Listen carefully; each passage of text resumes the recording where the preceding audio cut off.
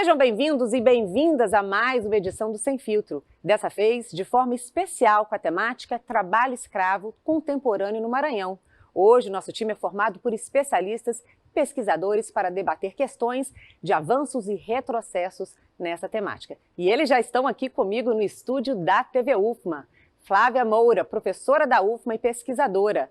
Luiz Cláudio Frazão, advogado e representante da OAB Maranhão, e Jonathan Galvão, secretário adjunto dos Direitos Humanos do Estado. E nós estamos conectados com você por meio das mídias sociais, pelos endereços que aparecem aí na telinha. Bom, quero agradecer e cumprimentar todos aqui no estúdio. E nós vamos falar hoje de uma temática muito importante, que é a temática do trabalho escravo. Está em cartaz o filme Pureza, que mostra a luta de uma mãe maranhense no combate ao trabalho escravo contemporâneo, ainda muito forte no Brasil por inúmeros motivos relacionados ao lucro, pobreza, desigualdade social e ausência de políticas públicas. Veja só um videozinho produzido aqui pela TV UFMA. A senhora viu esse rapaz por aqui? Não, senhora. E não. A jornada de uma maranhense que lutou para livrar o filho do trabalho escravo contemporâneo. Tá parado por quê? Trabalhar! Pega a tua foice, quer levar bala? Conheça a história de Pureza. Eu fui parar de cozinheira numa fazenda muito grande. Filme dirigido por Renato Barbieri com produção de Marcos Ligoc Júnior. E lá eu vi, ninguém me contou não. Muitos trabalhadores sendo maltratados. Pureza é estrelado por Dira Paz. Esse aqui é meu filho. Eu pergunto, doutor, quem é que vai resolver isso? Abaixo, padre! Você não pode perder. Em São Luís, em cartaz nos cinemas UCI, Cinesystem, Cinépolis e Centerplex. Eu desafio até o diabo no inferno se for preciso, mas meu filho não vai ser feito de escravo por ninguém. Bom, e eu queria abrir essa roda, com uma explicação de vocês, para além dessa ótica de cunho trabalhista, mais de uma prática de violação dos direitos humanos. Quais e como são esses direitos, como é que eles são anulados por esse tipo de exploração de trabalho? Vou começar com o secretário adjunto, seja bem-vindo. Tudo bem, Josi? Uma satisfação estar aqui. Sobre a perspectiva dos direitos humanos, esse filme, o filme Pureza, ele é muito ilustrativo, porque ele demonstra para a gente o quanto que de sofrimento envolve a prática do crime de trabalho escravo e o quanto que de dignidade é retirada da pessoa que é submetida a essa prática. A gente tem um histórico no mundo, em especial no Brasil, do exercício do trabalho escravo, e hoje, mesmo depois de avançar na Constituição, avançar na legislação, infelizmente ainda precisamos nos deparamos com essas situações que envolvem trabalho escravo. O trabalho escravo, ele retira aquilo que é de mais essencial da pessoa humana, que é a sua dignidade. Ela fica privada dos seus direitos básicos, seja o direito de liberdade, o direito de vir, seja aquele direito de ter um descanso, seja aquele direito de ter um trabalho digno. O trabalho escravo, ele é avesso ao trabalho digno. O crime de trabalho escravo, ele ofende a natureza da pessoa humana. Lidar com o trabalho escravo significa estar protegendo a própria dignidade da pessoa humana. Luiz, você que é advogado e está representante do OAB, você quer complementar essa questão em relação aos direitos humanos mesmo que são violados? Sim, sim. A OAB agradece, primeiramente a OAB agradece através da Comissão de Direito do Trabalho, a qual eu sou representante, e vem aquela pergunta, ainda por que as pessoas no Brasil, ainda por que as pessoas no mundo são escravizadas? Qual o motivo que leva aquelas pessoas a serem escravizadas ou trabalharem na condição análoga à escravidão? O que a gente vê são pessoas humildes, pessoas semi-analfabetas, na maioria homens, em busca da tão sonhada evolução financeira. Aí as pessoas acabam se submetendo a esse tipo de trabalho. Hoje em dia, essa perspectiva, que é tão relevante para o Brasil, historicamente, porque a gente já está há 134 anos com a abolição da escravatura. E nessa perspectiva, ainda hoje vem se combatendo isso, ainda hoje vem se deparando com essas situações. Então, através de políticas públicas, através de demandas trabalhistas, através de vários outros aspectos, a gente vem se deparando com essa situação do trabalho análogo à escravidão. Luiz, vamos tentar colocar aqui agora para a região do Maranhão. Sim. Né? A gente sabe que o estado do Maranhão é uma das regiões com alto índice de denúncias de trabalho escravo e exportação dessa mão de obra. Tivemos, inclusive, casos recentes aqui em Balsas e queria uma fala sua sobre esses avanços, mas também apontar as dificuldades de monitoramento e fiscalização do Ministério do Trabalho e Emprego. A dificuldade ela é perpétua. Enquanto existe a servidão, a escravidão, é difícil você fiscalizar, é difícil você fazer um trabalho de fiscalização. Embora todas as entidades públicas elas se unam em prol de uma fiscalização, de conter essa forma de trabalho, mas é muito difícil, é muito difícil. Então, o que se pode fazer hoje em relação a isso? Então, a gente tem mais perguntas do que muito mais respostas, porque por mais que a gente vá afirmar várias respostas, trazer várias respostas, mas as perguntas vão se sobressaindo em relação a isso, vão sobrepondo aquelas respostas que a gente tem. Porque o trabalho escravo, ela não só está de uma forma rural, mas ela está em outros aspectos também. Então, como é que a gente pode desenvolver um trabalho? Então, a gente pode desenvolver um trabalho através de um planejamento educacional, através de políticas públicas, que todas as entidades corporativas, a OAB, o Ministério Público do Trabalho, o Ministério Público Federal, as DRTs, o próprio governo, tanto da União como estadual, se unem em relação a mitigar esse tipo de trabalho. Uhum. E esse monitoramento, ele também é um trabalho conjugado, articulado com grupos? Como é que é? Só as instituições e entidades estão envolvidas? Como é que é feito isso? Não, é todo o contexto, toda uma dinâmica. Inclusive, além das entidades estatais, existem as entidades corporativas, associações, comunidades, sindicatos. Os sindicatos são muito importantes, principalmente o sindicato rural. Flávia, o trabalhador sai da sua casa em busca da sobrevivência, a gente sabe disso. Isso revela um cenário de poucos acessos e oportunidades, né? E capaz de criar condições também de educação. Você é professora, pesquisadora, trabalha na área da educação.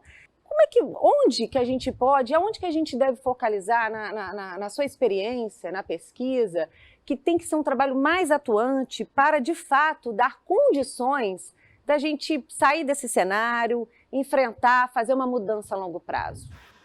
Josi, a gente combater o trabalho escravo contemporâneo é muito importante essa força-tarefa, né, que os colegas estão aqui dizendo, das instituições governamentais e não governamentais que acabam enfrentando este problema, né, na repressão. Mas a gente sabe que a prevenção é a solução, né, desses trabalhadores não chegarem a essas condições. Porque, como vocês estavam falando no início, o crime do trabalho escravo não é uma infração trabalhista. É um crime lesa à humanidade, né? É um crime que está ligado à dignidade humana.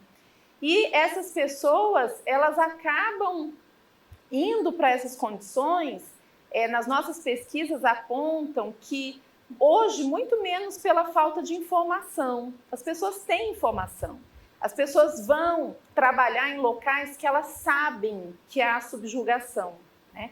Só que há uma questão que é uma questão financeira, uma questão econômica significativa. Acho que o Maranhão tem uma questão relacionada à pobreza, né? Infelizmente, o trabalho escravo contemporâneo é um crime que compensa, é um crime, né? E hoje não tem ninguém preso por este crime, né? E, por outro lado, o Maranhão também tem uma questão fundiária significativa, né? Conflitos de terra, trabalhadores rurais sem terra para subsistência, para reprodução familiar. Então, existe esse contexto de impunidade, por um lado, né? E um contexto também de pobreza e de falta de oportunidade dessas pessoas. Então, acho que o movimento social ele já fez um trabalho e faz até hoje muito importante de sensibilização. Agora, você vai sensibilizar pessoas para não migrar, não sair do Maranhão, e eles vão viver de quê se não tem trabalho na sua localidade? Né? Então, a questão ela é estrutural.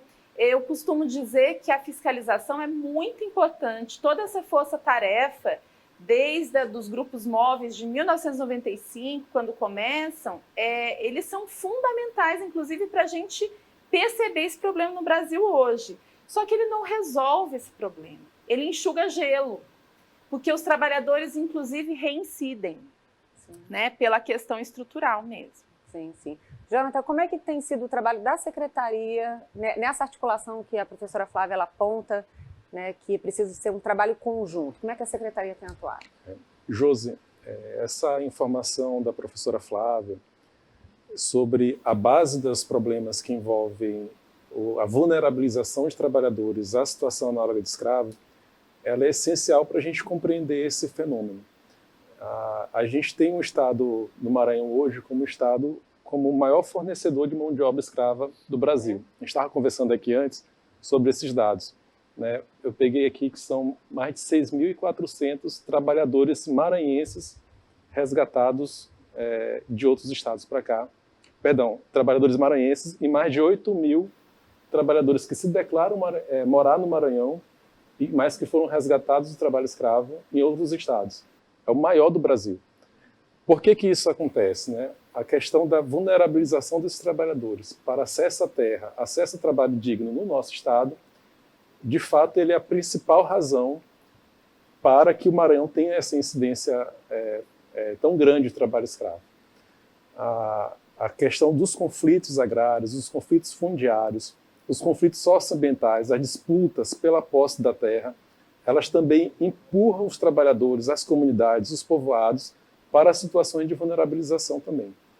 E assim como o estado do Maranhão é o maior em exportação de mão de obra escrava, infelizmente, também é apontado como um dos maiores em conflitos no campo. As coisas não estão dissociadas. A gente acompanha, por exemplo, os informativos recentes sobre a economia, sobre os dados de produção.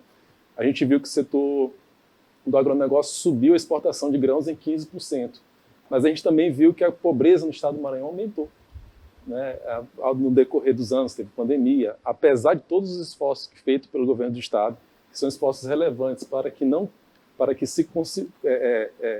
relevantes para deixar substancialmente políticas públicas nesses locais de maior vulnerabilidade, apesar disso, a gente tem uma degradação da situação daquela população mais pobre, mas também muito aliado a políticas nacionais que estão equivocadas. Sim. Políticas nacionais que não dão conta de fazer com que esse trabalhador do campo ele permaneça na terra, políticas nacionais que favorecem um tipo de economia que é violento contra o trabalhadora rural, que trabalha de forma tradicional, e que protege a terra, que protege o meio ambiente.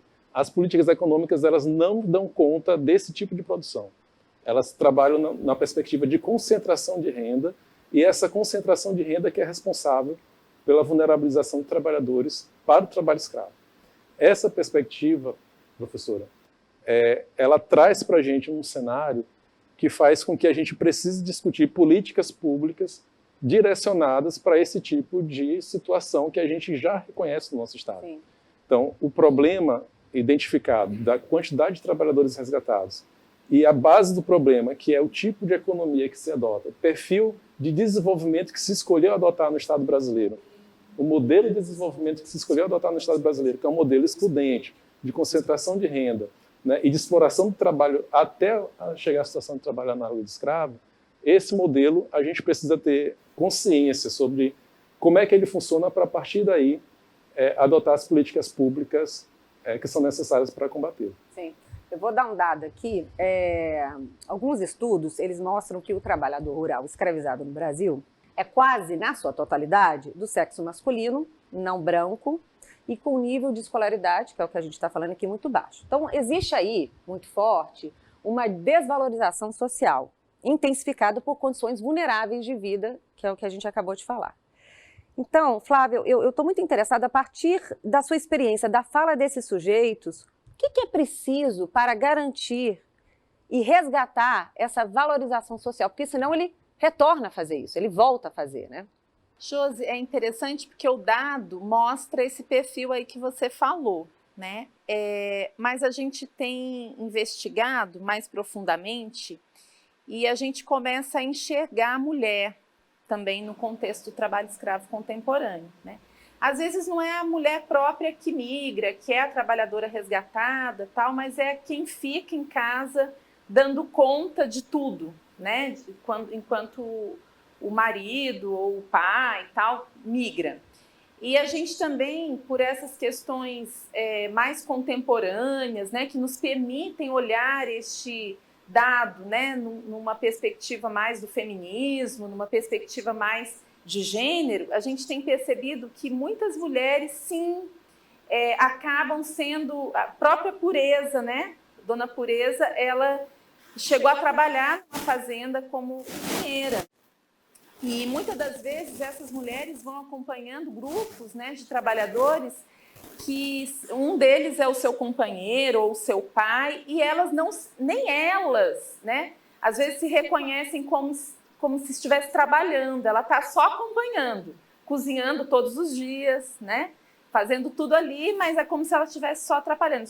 Só quis colocar isso porque é uma investigação que a gente tem investido atualmente, né? Essa perspectiva deste olhar, deste contexto da mulher. Não só essa mulher que acompanha, mas a mulher também, por exemplo, no Cote de Cana, no Maranhão, em 2010, a gente fez uma pesquisa em Codó e Timbiras.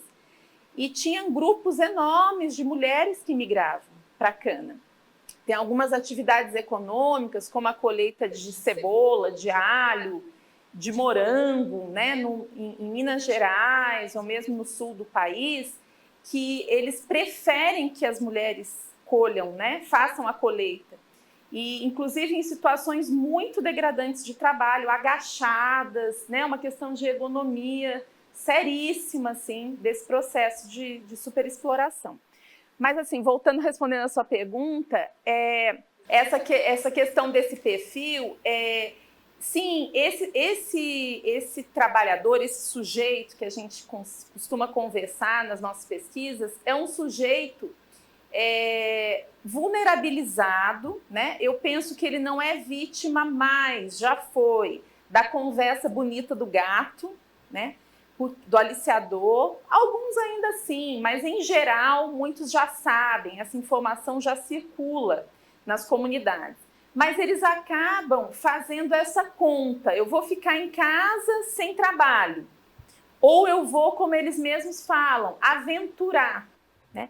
E é um dado interessante sobre esse perfil que a gente tem visto nas pesquisas. O perfil dos mais jovens migram para mais longe.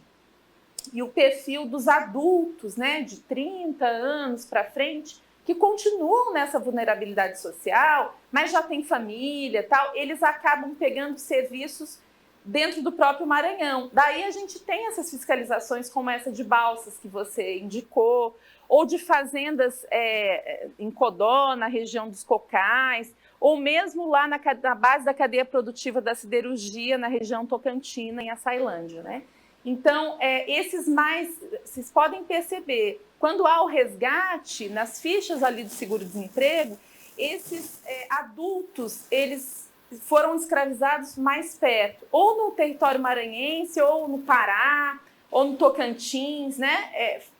Estados fronteiriços ao nosso. Os mais jovens estão no sul do país, estão em São Paulo, estão na construção civil, né? As mulheres, tem um fluxo migratório que a gente tem identificado agora de mulheres que estão indo para o sul do país trabalhar nos frigoríficos, dessa base da cadeia produtiva, desses grandes frigoríficos que há uma condição assim, muito degradante de trabalho. E como é que rompe isso? Eles são desvalorizados aqui, saem, são desvalorizados em outros estados? A gente fez um trabalho recente, né, junto ao grupo de pesquisa, construímos coletivamente com um grupo de lideranças comunitárias da Baixada Maranhense uma cartilha paradidática que trata dessa questão da migração, né? E é do quilombo para a rua, o João que vive em nós. A gente constrói um personagem fictício, que é o João, que nasce no quilombo, e que tem toda aquela vivência no quilombo e que ele, em algum momento da vida, lá na sua adolescência, na idade adulta, ele acaba migrando, que é essa lógica da juventude, né? De sair para migrar, para trabalhar fora. E a gente começou a perceber que eles mesmos, né, quando eles estão envolvidos numa comunidade produtiva, quando tem cooperativa, tal, eles preferem, assim, em vez de falar da migração, valorizar a sua vivência naquele território. Então, eles mesmos pediam para a gente, assim, em vez de vocês falarem de não migre, né, é melhor a gente falar assim, por que é importante ficar? Então, acho que tem que ter políticas públicas para incentivar esses arranjos produtivos locais, das comunidades tradicionais, porque a gente sabe que emprego formal para todo mundo não vai ter, né? É uma questão de trabalho, não de emprego, necessariamente. Vamos falar mais disso no próximo bloco. Este bloco fica por aqui. A temática do Sem Filtro de hoje é trabalho escravo contemporâneo no Maranhão. A gente volta já já. Estamos de volta com o Sem Filtro especial e a temática é o trabalho escravo contemporâneo no Maranhão. Aqui comigo no estúdio da TV UFMA, pesquisadores e especialistas para debater esta questão. E não esqueça de conferir o nosso programa no YouTube pelo link que aparece aí na telinha. Bom, eu queria puxar agora para a Flávia, também para os outros especialistas, né? Sobre a questão da presença das mulheres, né? Quer dizer, você indicou isso no bloco passado. E elas estão inseridas também nessa problemática social, quer dizer, o sujeito ele não está isolado, né? E essas mulheres elas também vivem em condições precárias e vulneráveis aí, com poucos acessos. Ou seja, para a gente poder compreender um sujeito, a gente tem que compreender esse todo, a família. Como é que a gente quebra esse ciclo de desvalorização social e da violência a partir das falas dessas pessoas, Flávia? A gente acredita que, historicamente, esses sujeitos não tiveram oportunidade de falar, né? Então, acho que cada vez mais, cada um dentro das suas responsabilidades sociais, e a universidade pública tem essa responsabilidade social, né, de colocar à luz alguns fenômenos e compreender por dentro. Então, acredito que essas falas, elas, além de serem denúncia, né, e esses órgãos poderem, a partir delas, né, então a gente acredita que as nossas pesquisas podem subsidiar políticas públicas, inclusive, mas elas também são falas muito importantes para esses próprios sujeitos. Porque às vezes a gente pergunta alguma coisa para eles e eles falam assim, você sabe que eu nunca tinha parado para pensar sobre isso? Então é um impacto, é uma intervenção social que a gente começa na própria interlocução com eles. De apropriação, de entendimento da sua condição, que muitas das vezes é naturalizada, né? Então, no caso das mulheres, como você tocou, realmente elas, muitas das vezes, elas acabam segurando toda aquela economia familiar, enquanto o trabalhador migrou, né? Então, tem vários arranjos, isso vai depender também do contexto socioeconômico, de cada região do Maranhão, não é homogêneo, né?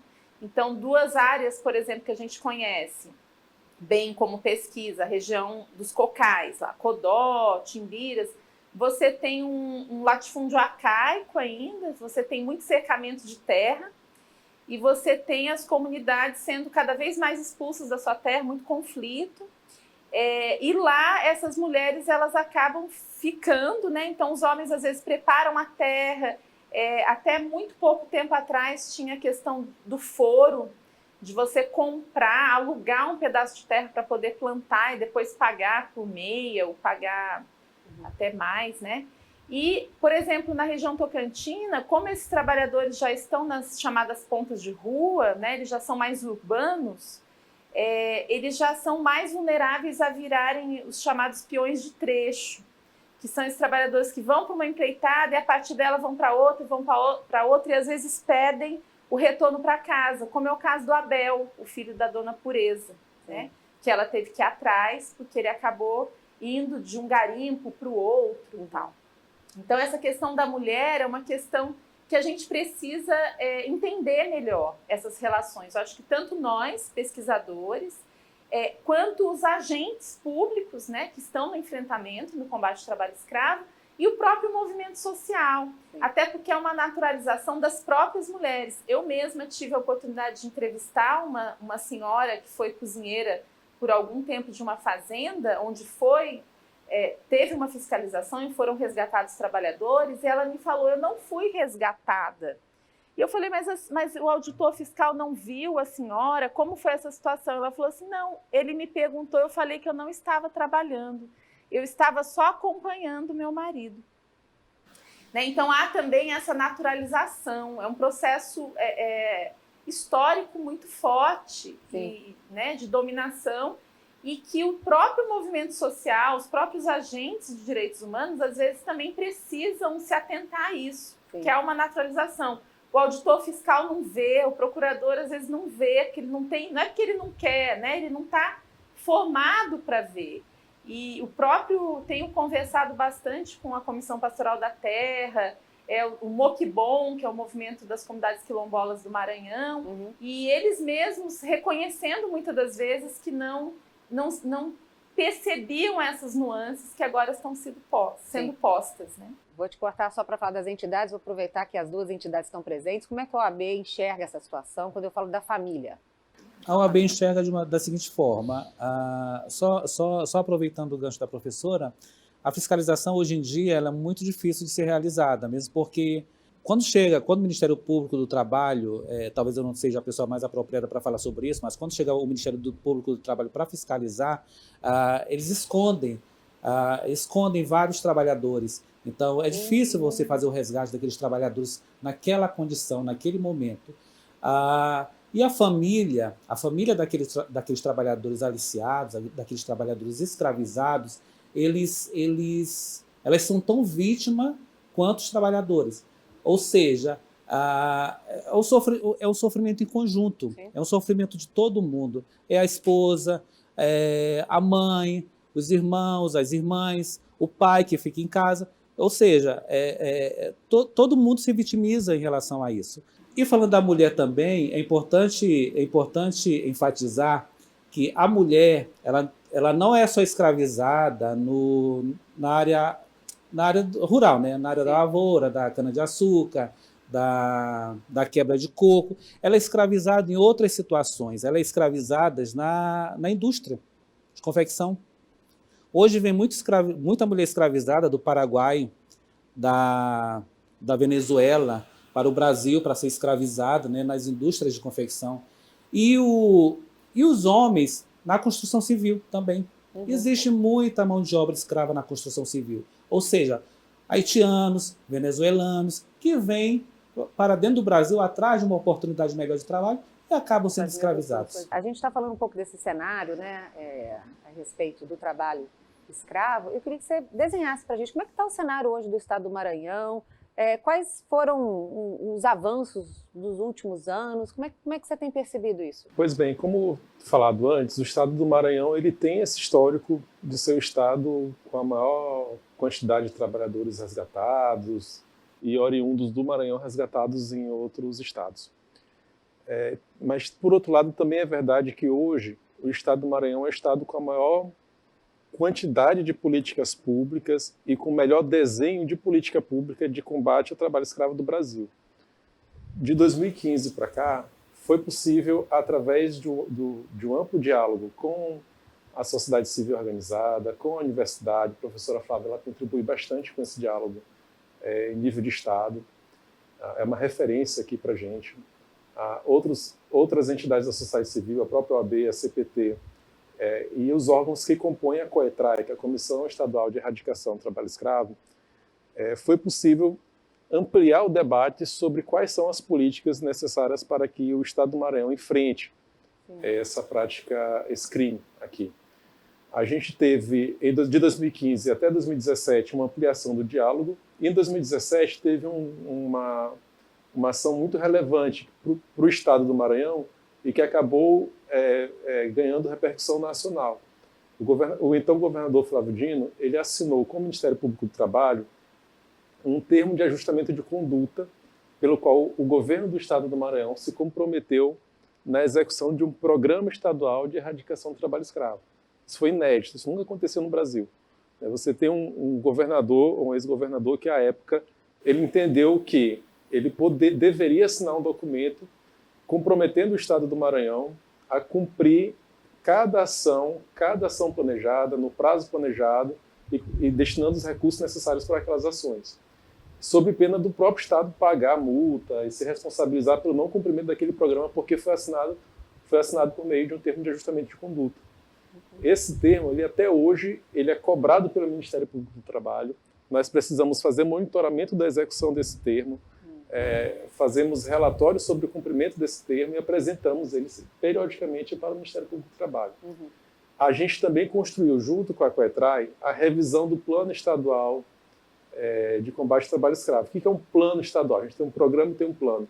São as ações previstas, né, para cada órgão, são as ações previstas para cada instituição do poder público dentro do Estado do Maranhão, com responsabilidades, prazos, recursos humanos, recursos financeiros, em que ano, em qual o tempo que ele vai ser cumprido.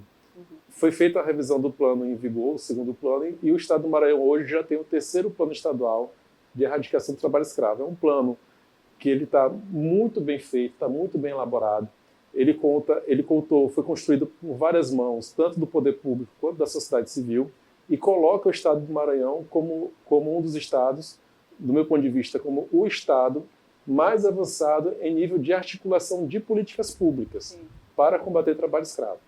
Fora isso, ao longo desse processo, de 2015 até hoje, o Estado do Maranhão conseguiu dialogar com outras instâncias, tanto nacionais, locais, quanto internacionais, para buscar parcerias para combater o trabalho escravo. O Estado do Maranhão tem parcerias firmadas com a Organização Internacional do Trabalho, com o Ministério Público do Trabalho e com universidades, com ONGs. A ONG Repórter Brasil é parceira do Estado do Maranhão, desenvolve o projeto Escravo Nem Pensar. A Organização Internacional do Trabalho, junto com o Ministério Público do Trabalho, firmou parceria com o Estado do Maranhão e hoje a gente executa, de forma pioneira também, projetos de monitoramento das ações de erradicação do trabalho escravo, o desenvolvimento da pesquisa de vulnerabilidade de trabalho escravo foi feito de forma pioneira no Estado do Maranhão também, e a gente também executa, em parceria com a Organização Internacional do Trabalho, a alimentação da plataforma Integra, que é uma plataforma que foi desenvolvida para que a gente consiga monitorar as ações devidas para cada um trabalhador resgatado do trabalho escravo no Estado do Maranhão. Jonathan, vou te interromper um pouco, só para ouvir a Flávia e o Luiz, né? O Jonathan ele faz um desenho bem interessante para a gente, desses avanços, dessas políticas, né? Mas ainda a gente enxerga o índice, né, alarmante, né? Então, qual é a contradição aí? O que está acontecendo? Como é que vocês avaliam isso? O que ele falou é até importante, eu vou pegar um gancho da fala dele, porque hoje em dia é importante a política afirmativa elaborada pelo Estado, até mesmo porque o Estado do Maranhão, hoje em dia, é o Estado que mais exporta mão de obra escrava. Maranhão, Pará, Piauí e Ceará, eles estão no topo, então vai oscilando, mas o Maranhão sempre esteve em voga. Então, o Estado do Maranhão ela tem que ter essa responsabilidade de fato, para criar políticas públicas, para tentar coibir essa forma de trabalho, certo? Então, enquanto o Maranhão tiver em voga, eu acho que o Estado em si ele tem que criar politizar essas afirmações para coibir esse tipo de trabalho. E você acha que ele tem feito um bom trabalho? Qual a sua avaliação? Olha, eu acredito que sim. É um trabalho árduo, mas só pelo fato dele ter dado o pontapé inicial, para mim já é alguma coisa. Melhor do que ele não ter feito nada. Porque em várias outras situações, no momento que a gente está vivendo, está existindo, estão virando as costas para o trabalhador, a verdade é essa. Então, o trabalho escravo, por si só, é uma celeuma que precisa ser combatida, de qualquer forma, porque além do trabalho degradante, ele não tem direito a nada, não tem nenhum direito básico do artigo 7º da Constituição Federal, não tem direito a férias, a 13º, ao FGTS, sequer a carteira de trabalho assinada. Nosso bloco fecha por aqui, com a temática trabalho escravo, contemporâneo no Maranhão. A gente volta já já.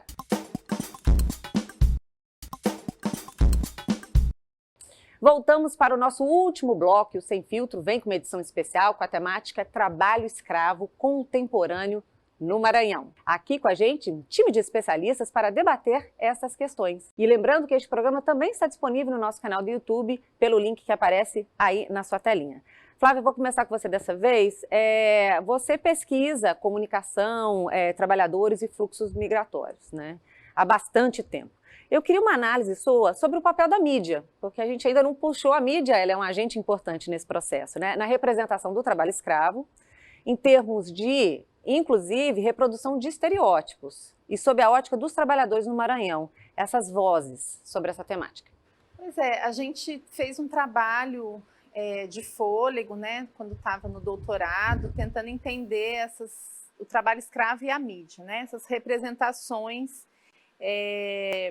que a mídia acaba ou reproduzindo ou ela mesma construindo, né? Porque se a gente entende a mídia como mais uma instituição social e que tem esse papel tanto de reproduzir as vozes das outras instituições, mas também de construir uma voz própria e potente, né? Que tem uma capilaridade muito grande. Então a gente tem, depende de que mídia você está perguntando, né? Se a gente tem uma mídia tradicional que historicamente reproduz, né, esses estereótipos, esses modelos. E a gente tem, a partir do final dos anos 90, com esse advento da internet, né, e com esse advento mais no início dos anos 2000, com a popularização das redes sociais digitais, a gente consegue furar um pouco, né, essa hierarquia, esses estereótipos. Então, os coletivos, por exemplo, começam a aparecer e começam a fazer um discurso, um contraponto àquele discurso historicamente desenhado. E isso, de algum modo, também, Josi, tem pressionado a própria mídia tradicional a se reposicionar, né? Porque há uma esfera pública e que todo mundo está, quer dizer, você hoje consome uma mídia tradicional, às vezes pelas redes sociais digitais, né? Então, este complexo, essas narrativas transmediáticas que a gente estuda aqui na universidade, nos trazem esses ganhos, alguns ganhos. O problema é que a potencialidade e a duração, né, desses processos, porque às vezes eles são efêmeros e às vezes eles acabam rápido. Então, a gente tem, o Jonathan citou a Repórter Brasil, que é uma ONG muito importante, não só nesse projeto Escravo Nem Pensar, né, de formação escolar, mas também como uma agência de notícia que pauta hoje a grande mídia. Eles conseguem pautar fantástico, né? Programas assim relevantes, né, de audiência, com temáticas que antes não eram tão colocadas naquele cenário. Sim. Então a gente percebe, respondendo mais no modo geral, você tem uma pluralidade um pouco mais de olhares hoje, né? Você tem algumas tendências conservadoras, né, que tendem a permanecer, né, de uma sociedade escravocrata, né, de uma sociedade patriarcal como a nossa. Então, por exemplo, essa ideia do trabalho escravo doméstico, isso veio à superfície muito na pandemia, né, com as denúncias desses casos emblemáticos que foram muito publicizados. A gente tem uma reprodução lá da Casa Grande Senzala muito clara, né, essa naturalização daquela pessoa que trabalha na casa e que é quase da família, né? Isso é uma reprodução social que a mídia tem um papel fundamental nessa reprodução também. Agora, as vozes dos trabalhadores, nesse estudo que a gente fez, a gente percebe que há momentos de identificação. Então, quando eles se veem, por exemplo, meu estudo foi um estudo de recepção, que trabalhou durante 1 ano e meio com um grupo de 10 trabalhadores resgatados do trabalho escravo aqui do Maranhão, intermediados pelo Centro de Defesa da Vida e Direitos Humanos Carmen Bascaran, lá de Açailândia. E eu assisti a algumas reportagens com eles e a gente conversava sobre essas representações. Muitos se identificavam com aquele cenário, né? Eu trabalhei num lugar parecido com esse, então condições materiais, né, subhumanas, o alojamento, não tinha, né, adequação, a comida, tal, as condições, a dívida, né? O caderninho lá na cantina da dívida, então isso era muito reconhecido. Uma coisa que foi um achado de pesquisa para mim, muito importante nesses processos de identificação, de estranhamento, de familiaridade, né, com o discurso midiático sobre aquilo, foi que muitos deles me falaram assim, mas tem coisas que eles não falam. Né? E essas coisas que eles não falam estão mais ligadas à questão da dignidade, que a gente falou no início aqui, né? Do mando, daquela violência simbólica, muitas das vezes, da honra dos trabalhadores, principalmente da zona rural. Então, eu entrevistei um trabalhador que falava assim, veio a fiscalização, mas eu não saio daqui enquanto eu não roçar o que eu combinei com o gerente, porque eu só tenho a minha palavra. Né? Então, são questões que eles colocam de uma sutileza que as reportagens que denunciam essa condição não conseguem adentrar. Isso. Jonathan, eu queria aproveitar essa questão da mídia, você representando o Estado, né? Qual a sua avaliação? Você concorda com a professora Flávia nesse sentido? Ainda a reprodução de alguns estereótipos? Como é que você acha que a mídia avançou nesse sentido também? A gente tem do ponto de vista da mídia, que eu vou chamar de grande mídia aqui, desculpa a impropriedade do termo, mas da mídia mais acessível, mais popular, Sim. Uma tentativa sempre de especularização em torno do tema. Toda vez que a gente vê nos canais, né, de maior audiência o tema de trabalho escravo, nós vemos sempre do ponto de vista de especularização. O que acaba levando o tema para outros campos de discussão, mas não traz para a questão central do que é o trabalho escravo, e talvez respondendo um pouco ao debate anterior sobre onde estaria a contradição entre tantas políticas públicas movidas, criadas, debatidas, consolidadas para a erradicação do trabalho escravo e tantos casos de trabalho escravo. Primeiro, até conversando com uma colega nossa, que hoje está na UIT, a Dayana, sobre os últimos resgates. Maranhão apareceu no noticiário algumas vezes com resgates de Santa Catarina, São Paulo, Minas Gerais.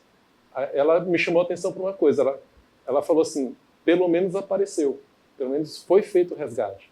Porque se não tivesse aparecido a notícia, não quer dizer que não teria trabalho escravo. O trabalho escravo ele existe. Talvez essas políticas públicas elas estejam ajudando, inclusive, a fazer com que esses casos apareçam. Esse é um ponto. Tá? O outro ponto é que se a gente não discutir a essência do trabalho escravo, que é a vulnerabilidade do trabalhador ou trabalhadora, diante de um modelo econômico que é feito para funcionar dessa forma, a gente vai estar chovendo um pouco no molhado e não vai estar trabalhando das causas. Parece que, de fato, a culpa é mais fácil apontar para um órgão ou outro, esperando que determinada política ela vai resolver o problema. Na verdade, a gente precisa, de fato, dentro dessa discussão, com a mídia, com o poder público, né, e com a sociedade civil, identificar de forma muito clara aonde é que estão as razões dessa vulnerabilização para que a gente possa atacar os problemas. Aqui já foi apontado. A gente tem um modelo de desenvolvimento hoje que preconiza a monocultura e a gente está no estado do Maranhão, que é um estado que está entre os estados do famoso Matopiba, né, que é esse corredor de exportação do agronegócio, que promete aí render milhões, bilhões, mas para quem, né? Esse é um modelo de desenvolvimento concentrador de renda. Sim. E que ele acaba tirando o espaço da população mais vulnerável. É essa que é a questão. Ou você consegue discutir de forma razoável a regularização dos territórios e a implantação de políticas públicas de fomento de trabalho e renda dentro dos territórios tradicionais, ou a gente vai fazer todas as políticas do mundo pensáveis e imagináveis e não vamos conseguir reduzir, infelizmente, os números de trabalho escravo. Vamos voltar ao cinema. Flávia, e a avaliação de vocês, você acha que esse filme ele dá conta dessas falas, desse outro lugar, do lugar do trabalhador? Você acha que ele quebra um pouco desses estereótipos também? Sim, acho que esse filme ele sensibiliza pela saga de uma mãe, né? Então ali o próprio enredo do filme nessa perspectiva é a saga de uma mãe em busca de um filho, né? Em qualquer condição, né? O que ela faria para chegar até esse filho. Mas, para além disso, no decorrer da trama, vai aparecendo isso tudo que a gente está falando, né? As condições, a pressão, a subjugação, aquele poder simbólico, muitas das vezes, das pessoas, né? Em detrimento de outras. Então, a Dona Pureza, por onde ela vai passando, ela vai desvendando, né? Para esse espectador do filme, essas nuances, né? O trabalho escravo por dentro. Eu acho que mostra, sim, essas vozes, né? Acaba mostrando essas vozes. E complementando aqui o que o Jonatas falou, eu concordo. Eu acho que é uma questão estrutural, como eu falei no início. Então, você articula políticas públicas para combater, né? Mas tem uma força econômica, né? E de um modelo de desenvolvimento que está para além do Maranhão, né? E falando, a gente falou de avanços, mas também tivemos muito retrocesso, né? Nesses últimos anos. E eu diria que, por exemplo, uma aprovação de uma lei de terceirização, uma aprovação de uma reforma trabalhista, como a gente teve, previdenciária, vulnerabiliza muito. Porque se a gente for pensar no crime do trabalho escravo contemporâneo, da condição análoga à de escravo, que está lá no artigo 149 do Código Penal, a ponta do iceberg, né? É a pior condição. Mas existe um espectro muito grande de precarização. A gente tem discutido isso no grupo de pesquisa, os trabalhadores de aplicativo, né? Então, todas essas situações de precarização, por exemplo, uma lei de terceirização, coisas que as empresas já faziam, terceirizar, quarteirizar esses serviços, e a base da cadeia produtiva tinha condição análoga de trabalho escravo, hoje é legal fazer isso, né? Pela lei de terceirização. Então, você acaba não comprometendo os grandes conglomerados, né? E você... o aliciamento, por exemplo, pensando na questão do crime, né? Do trabalho escravo. O aliciamento também é crime, né? Você aliciar é crime. Só que, muitas das vezes, este aliciamento, pelo menos aonde a gente conhece, no Maranhão, ele se dá de várias formas. Você tem aquele aliciador que ele tem um capital social maior, então que ele leva esses trabalhadores em ônibus clandestinos para outros estados brasileiros, por exemplo, e você tem os chamados gatinhos, né, que a gente chama, esses trabalhadores que têm um capital social um pouquinho a mais, às vezes eles formam turma e vão roçar a juquira junto, né? Então, assim, uma estrutura muito complexa, né, de poder, das relações de poder, mas as contradições, acredito, elas estão para além de um cenário maranhense, porque essas grandes contrarreformas aí que ocorreram nos últimos anos, né, foram no âmbito federal, né? Então a gente não tem muitas das vezes controle sobre essa estrutura, né, que é maior. Eu vou fazer a última pergunta aqui para o Luiz, aí a Flávia também pode contribuir, o Jonathan também, porque a gente fala muito do trabalho escravo, mas existe um outro trabalho também que a gente tem que pensar também, porque a gente está falando de vulnerabilidade, a gente está falando de situações precárias, violência, que é o trabalho infantil, né? Como que se processa isso? Quer dizer, você tem o trabalho infantil, você tem o monitoramento, a fiscalização, mas acaba que esse trabalhador do trabalho infantil, ele vai reproduzindo essas outras esferas, né? Como é que vocês percebem isso? Quer dizer, isso vai desde a infância, porque ele não faz isso em só um momento, ele constrói isso com a vida dele, né? Josi, a gente não pode deixar de falar sobre o trabalho infantil e fazer uma ligação com o trabalho doméstico. O trabalho doméstico em si, ele já está um pouco atrás do trabalhador urbano. O trabalhador doméstico, propriamente dito, ele não tem os mesmos direitos que o trabalhador urbano tem. Ele tem os direitos sociais, né? FGTS, 13º, seguro-desemprego, o trabalhador urbano tem 5 parcelas, o trabalhador doméstico só tem 3, no máximo 3 parcelas. Então tem algumas coisinhas que o trabalhador doméstico ele fica um pouco atrás. E a gente sempre faz um liame com o trabalhador infantil.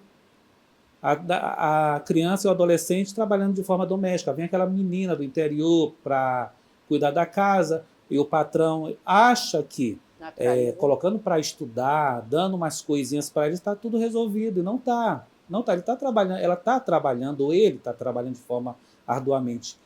na casa daquela pessoa, certo? E isso se equivale ao trabalho análogo à escravidão, não deixa de ser, certo? E outra coisa também interessante, que não só o trabalhador doméstico, o trabalhador infantil ele está em todos os... O garoto, a garota, ele está em todas as esferas, está na praia, está no semáforo, está na lavoura, está lavando o carro, está pintando a sepultura no dia de finado. Então ele está em várias situações, você encontra. Existe uma fiscalização? Até existe. Existe uma tentativa de coibir? Até existe, mas sempre vai ter, sempre vai existir. E outra coisa interessante é o seguinte, a gente fala do trabalhador de uma forma geral, de uma forma ampla, mas existe também o trabalhador escravizado sexualmente. Que é também uma outra questão. Que é uma realidade no Brasil e no mundo, as exportações da trabalhadora sexualmente escravizada. Sim. Flávia, você quer fazer as últimas considerações? Jonathan também, por favor. Eu quero agradecer a oportunidade da gente discutir um pouquinho esse tema aqui, que é um tema tão caro para a gente, de pesquisa, e para além, né, como cidadão mesmo, a gente precisa enfrentar essas condições que estão aí, né, estão visíveis. Então eu quero agradecer e deixar o recado, né, para o telespectador que essa atenção, quer dizer, todo mundo pode denunciar, né? Todo mundo pode estar atento, né? Mesmo nesses arranjos domésticos, a essas condições de superexploração. A gente só vai conseguir combater com mais propriedade se a sociedade estiver mais atenta a isso. Eu queria primeiro parabenizar pela escolha do tema, pelo programa, parabenizar meus colegas de debate aqui também pelas falas. E deixar o recado de que, se é verdade que o Estado do Maranhão tem esses números ruins, também é verdade que o Estado do Maranhão tem excelentes políticas públicas criadas, desenvolvidas por essas mentes pensantes aqui, pelas mãos tanto de trabalhadores, sociedade civil, órgãos públicos, que conseguiram construir excelentes políticas públicas para combater o trabalho escravo. A gente deixa à disposição os canais de denúncia que estão acessíveis também pelas nossas redes sociais. Quem quiser acessar, pode acessar o DH Maranhão no Twitter, no Instagram, no Facebook, e lá vai encontrar mais material sobre trabalho escravo, sobre tráfico de pessoas e outras políticas públicas de direitos humanos que a gente executa. Pois é, então é isso. A Constituição Federal, que trata das garantias fundamentais, né, que vem que é bem explícito em relação a isso, principalmente no artigo 5º, e nada mais assim a acrescentar, mesmo porque foi tudo muito exposto, foi muito bem debatido, foi muito bem explanado, e é um assunto bem amplo, então sim. 45 minutos, 1 hora é muito pouco para a gente tratar sobre isso. Então a gente é uma temática que bem relevante, sim. Muito ampla, então a gente, em nome da OAB, em nome da Comissão do Direito do Trabalho, a gente está aqui agradecendo e boa sorte para todo mundo e tudo de bom para todo mundo. E com isso a gente fecha o programa de hoje, o Sem Filtro, muito especial, que traz a temática desafiadora para toda a sociedade, que é o trabalho escravo contemporâneo. Quero agradecer novamente a participação de Flávia Moura, professora da UFM e pesquisadora, Luiz Cláudio Frazão, advogado e representante do OAB Maranhão, e Jonathan Galvão, secretário adjunto dos Direitos Humanos do Estado. O programa fica por aqui. Obrigada mais uma vez pela sua audiência e até a próxima.